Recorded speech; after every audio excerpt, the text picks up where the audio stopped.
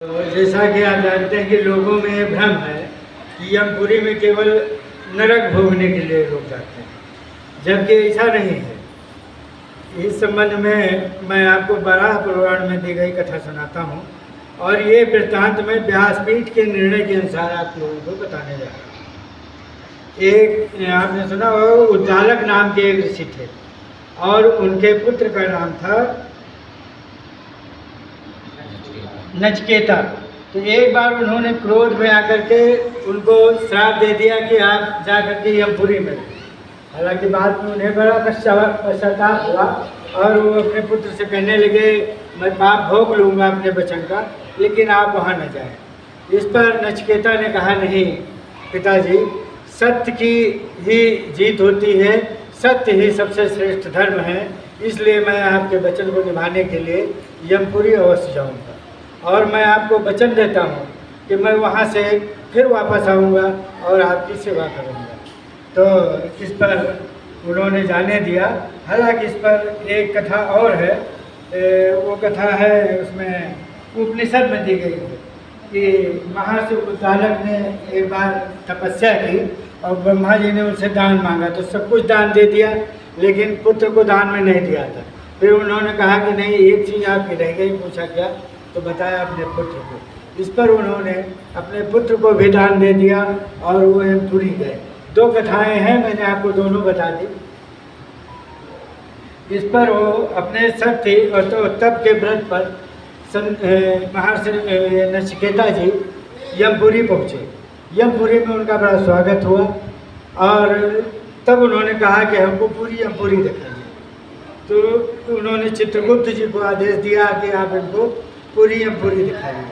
तो वहाँ उन्होंने यमपुरी में क्या देखा कि बड़े बड़े सरोवर सुंदर हैं, बड़े बड़े भवन बने हुए हैं जिसमें कि महात्मा और ऋषि लोग भी निवास कर रहे हैं। ऐसा नहीं केवल न रखी द्वार है। और तब योग के प्रभाव से जब नचिकेता वहाँ पहुँचे तो कुछ दिनों के बाद उनको यमराज ने वापस आने की भी अनुमति दे दी थी। जब यहाँ वापस आए तो ऋषि लोग उनको घेर लिए कि बताइए, आप तो सशरीर गए थे वहाँ के क्या हाल, वहाँ का कैसा वातावरण। तब उन्होंने बताया कि वहाँ पर तो ऋषि लोग भी निवास करते हैं, पुण्य आत्माएँ भी निवास करती हैं और उनके लिए बड़े बड़े विशाल भवन बने हुए हैं, वहाँ प्रवचन होता है और होता है। केवल पापियों के लिए एक दक्षिण द्वार है, एक पश्चिम द्वार है, जिससे पापी लोग नरक भोगने के लिए जाते हैं। और वहाँ पर दो नदियाँ हैं, एक पुष्पादक नाम की नदी है, उसमें बढ़िया सुरंग में उसके किनारे किनारे वृक्ष लगे हुए हैं, बढ़िया वातावरण। जैसे यहाँ नहीं, आप अपने टीवी में देखते हैं, पिक्चरों में देखते हैं कि बढ़िया सुरंग से किनारे किनारे फूल लगे हैं, बहुत अच्छा वातावरण। और दूसरी एक वैवस्वती नदी नाम की नदी, इसमें बहुत सुंदर जल बहता है और इसमें हमारे पूर्वज जो पुण्य आत्माएँ वो स्नान करती हैं, ऋषि लोग जो स्नान करते हैं। और इस नदी में इसलिए सुंदर है कि इसमें जो हम लोग पूर्वजों को तर्पण करते हैं जल, उस जल का हिस्सा उसमें जाता है, इसीलिए वो नदी का जल बहुत ही सुंदर है।